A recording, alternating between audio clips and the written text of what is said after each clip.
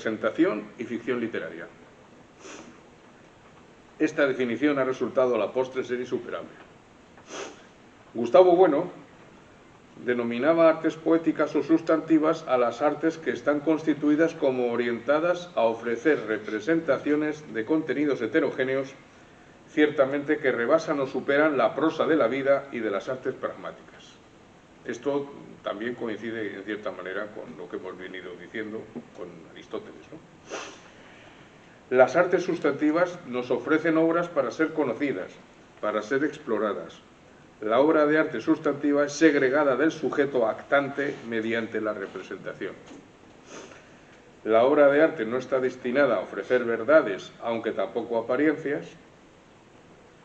Una obra dramática, una novela, una película sobre mitos o creencias, posesiones diabólicas y exorcistas no puede considerarse como una obra de arte sustantivo, si es que la valoración positiva de esa obra implica la participación del público en los mitos o creencias propios del drama. Claro, pero ya sabemos que existe la literatura fantástica, o lo que se llamaba en el siglo XIX la novela gótica, en la que aparecen fantasmas, vampiros, posesiones diabólicas, y también eso forma parte de la literatura, ¿no? Igual que hay películas donde hay milagros o magia o bueno, cosas de esas que también ahí están, ¿no? Y al vulgo, de hecho, le gusta mucho eso, todo eso. Bien, la obra de arte sustantivo consiste en ser llevada a la representación ante un público diverso que tiene encomendada la misión de interpretar la obra sustantiva a su manera. No todo lo que está escrito es literatura, o por lo menos literatura sustantiva. Un libro de química es escritura de una ciencia, y no es literatura sustantiva, sino adjetiva. La escritura es meramente instrumental en este caso. Lo que importa en el caso del libro de química o de física es la objetividad científica con sus teoremas y demostraciones. La literatura tiene una finalidad estética en el uso del lenguaje, aparte de ofrecer una representación de ideas o de hechos alejados de la prosa de la vida, ficción mediante. El Escolástico de Cristóbal de Villalón diríamos entonces que puede perfectamente figurar en los manuales de historia de la literatura española como perteneciente a la miscelánea, un género didáctico del Renacimiento, como hemos dicho, muy difundido y popular en su época. La ficción literaria la entendemos nosotros de dos maneras, o bien como mímesis verosímil, como representación de operaciones, acciones y realidades que bien pudieran ser verdad o realmente existentes en otro mundo posible, como fantasías, descripción o representación de hechos o cosas irreales o imposibles que incumplen las leyes de la naturaleza. Por ejemplo, en la literatura fantástica, de terror, la novela gótica o la ciencia ficción. Entonces, el Escolástico es una obra literaria, cumple con las características de la literatura según la teoría clásica, que son imitación ficción o fábula. Y es una representación, como bien decía Gustavo Bueno. En literatura, además, al igual que en filosofía, como decía Gustavo Bueno, cuenta de manera fundamental el idioma en el que se ha escrito una obra. Con esto termino mi comunicación.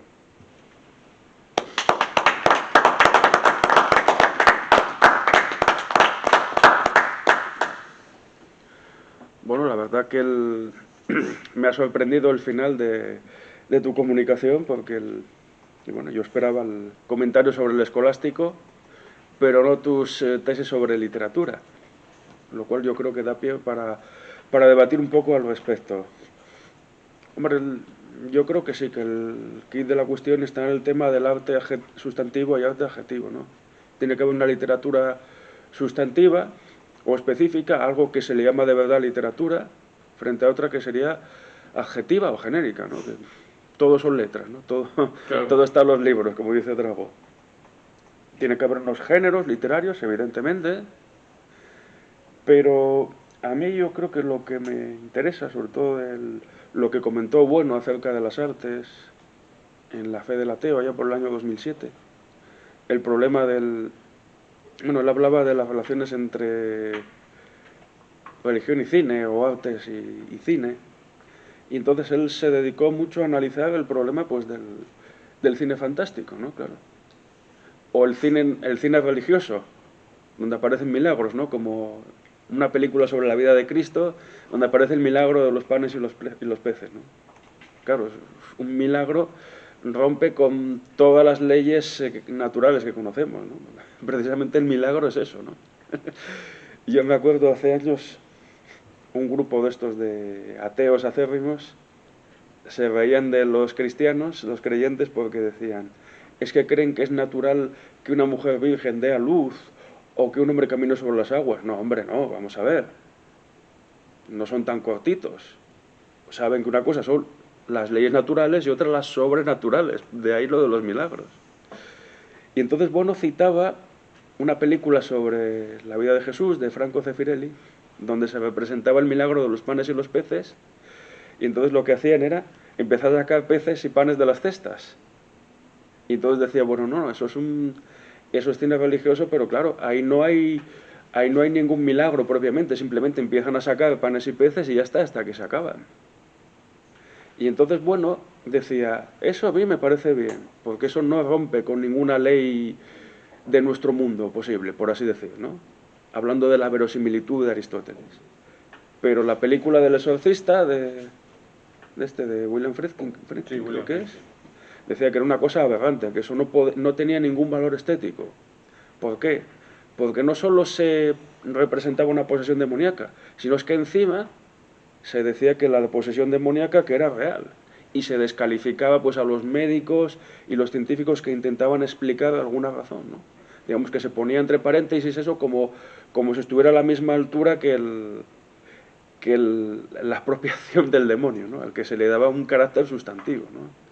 Entonces, bueno, dice, eso descalifica a una obra de ficción, le quita todo el valor estético porque no tiene ningún sentido, salvo que de verdad vivamos en la Edad Media, de creer que existe el demonio, ¿no? Y entonces yo, simplemente por matizar un poco el tema este, por otro lado, pues decir que sobre la comunicación, sobre el tema concreto, el género de la miscelánea pues es muy utilizado, yo creo que inspirándose mucho en Plutarco, ¿no? Sobre todo en un sentido moral, ¿no? Ahí tenemos, bueno, las vidas paralelas de Plutarco, inspiraron pues a las vidas, no, a la historia moral y filosófica de Pedro Sánchez de Acre, por ejemplo, ¿no? Además es que se ve que es una cosa miscelánica y con sentido moral porque te cuentan la vida de Aristóteles y de repente cortan y empiezan a hablarte pues de un santo, de una santa, Y aquí para ocurre lo comparar. mismo. Aquí cuentan, Por eso, cada contertulio cuenta 3 o 4 cuentos, el otro cuenta otros 4 cuentos, en fin, se cruzan discursos. por eso lo único que claro que es diálogo, ¿Qué? que es un diálogo. Es un diálogo de tradición platónica y ciceroniana, ¿no? Bueno. Porque, bueno, eso sí, dura 3 días y son 12 contertulios. Bueno, es como el banquete, prácticamente, ¿no? Sí, el en un banquete jardín, dura varios además, días. simbolizando el paraíso, ¿no? En el patio del palacio, ¿no? Bueno, muy interesante. Y comen, y descansan, y juegan, y, bueno, o sea que tiene también mucho de costumbrismo, ¿no? Bueno, no sé si podemos abrir el debate por aquí, alguien quiere comentar alguna cosa. Y en cuanto a lo de la ficción, claro, evidentemente Gustavo Bueno decía que eso no era arte sustantivo, pero por otro lado, claro, tienen las novelas que hablan de vampiros, pues hay, en el siglo XIX, Sí, claro. los países anglo-germánicos se desmadraron con eso, ¿no? Hay unos, bueno, Drácula, Claro, la cuestión, Milarca o Carmila, es, claro, la cuestión, pues... sí, con el romanticismo eso se ha claro, disparado. ahí la cuestión es, con novelas como la de Drácula de Bram Stoker, ¿qué es lo que se está contando ahí?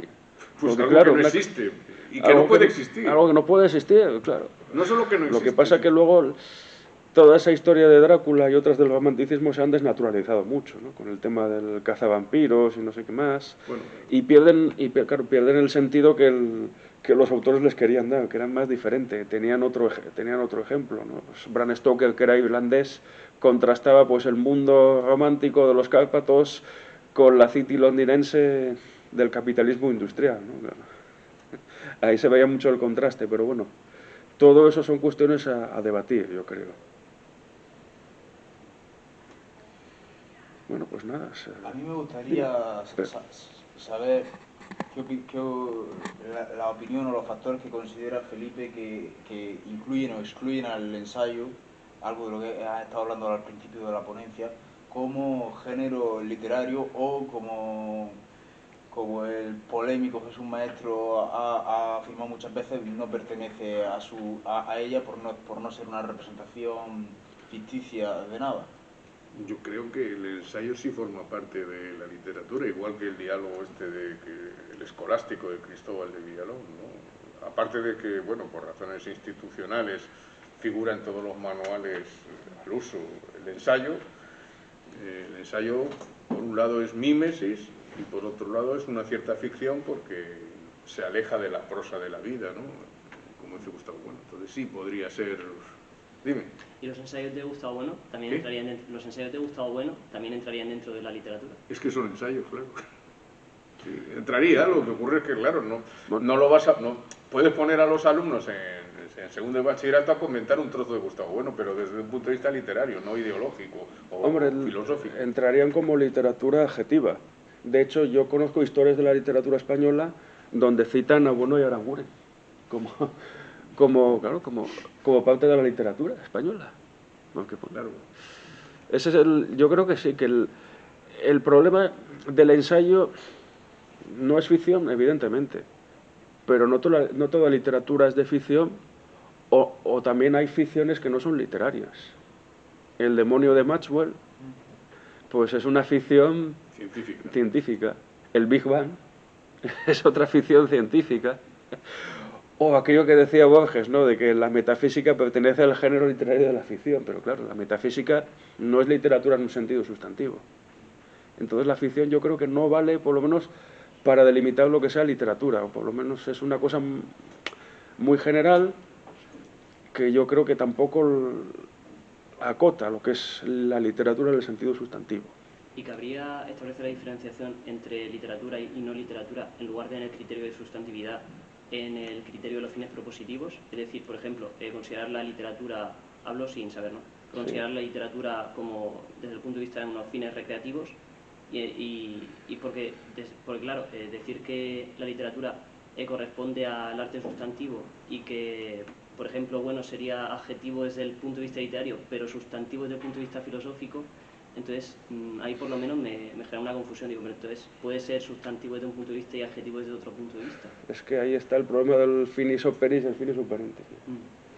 Es lo que decía Unamuno del Quijote, ¿no?, que decía de Cervantes y del Quijote, claro, decía Cervantes era un necio ilustrado, había escrito una obra cumbre y él no lo sabía, claro. Cervantes, pues, salvo al final de su vida, unos años, pues prácticamente, bueno, cuando empezaron a salir Quijotes por ahí imitándole, porque se nota que la cosa había tenido éxito, pues Cervantes de la literatura no sacó prácticamente nada. Y tiene muchísimas más obras que el Quijote, claro. Se nombra el Quijote, pero claro, también está la Numancia por ahí, las novenas ejemplares, hay muchas cosas de Cervantes. Y Lope de Vega... y Lope de Vega más todavía, claro. Y murió miserable. Si no 20 volúmenes tienen las obras de Lope de Vega, ¿no?, si no me equivoco. Y entonces, Shakespeare es muy poca cosa. Y entonces, claro, el autor pues puede querer una cosa,